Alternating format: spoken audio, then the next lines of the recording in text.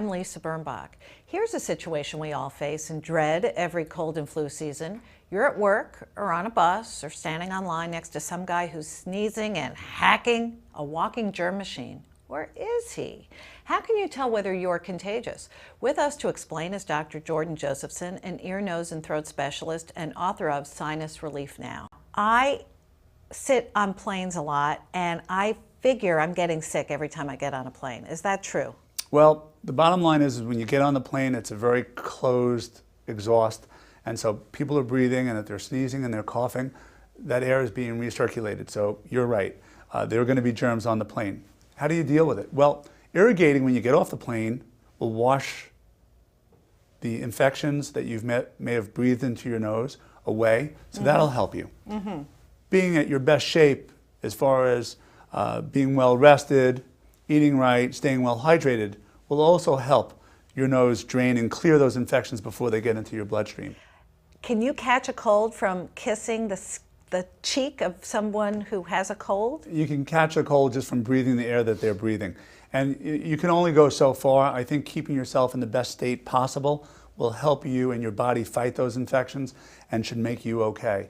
If your kids are sick and they come home, on the first couple of days, what are you going to do? Not go near your kids? I mean, you have to treat them and help them. So when my kids are feeling crummy, all I want to do is hold them and let them sleep in my bed sometimes. So there are risks and benefits to being around sick people. The more you're around different colds, the more your immunity can deal with them, and the more resistant you'll be and less likely to get a cold. When one of your children is sick, it does seem like the cold or flu spreads, or strep throat spreads around the house like wildfire. Is there a way to keep your kids from not infecting one another?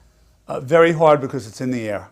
But certainly during the first 2 or 3 days, you may want to tell the sick child, stay in bed, bundle up. The other kids are going to be in school anyway, so there's going to be a decreased sensitivity because they're not going to be around. Right. And when they are around, you know, KISS and TLC is important, but let's leave little Johnny alone, let him rest.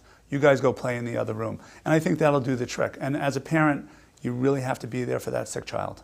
If they share a room, if you have a kid sharing a room with a kid with a cold, move one of them out? I wouldn't move one of them out. I mean, they're not going to be sleeping in the same bed, but you may want to use an air purifier.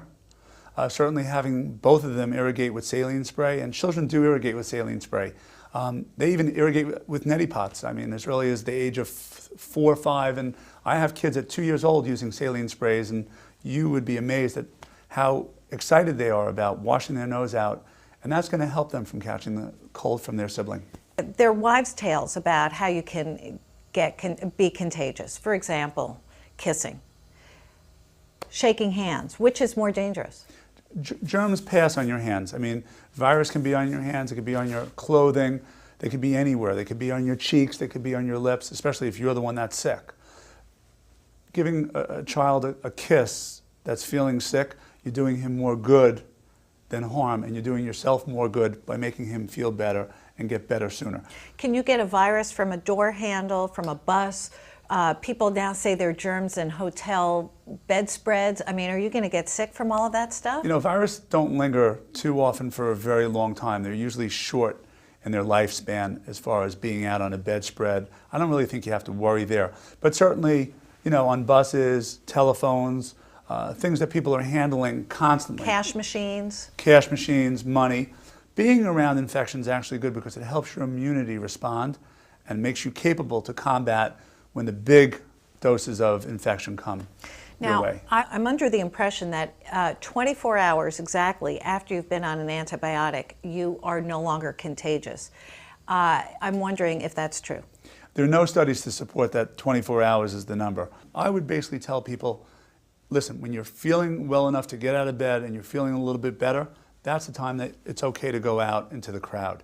But if you're feeling just run down and you want to get into bed, your body's telling you you shouldn't be around other people. Right. Get into bed. Right.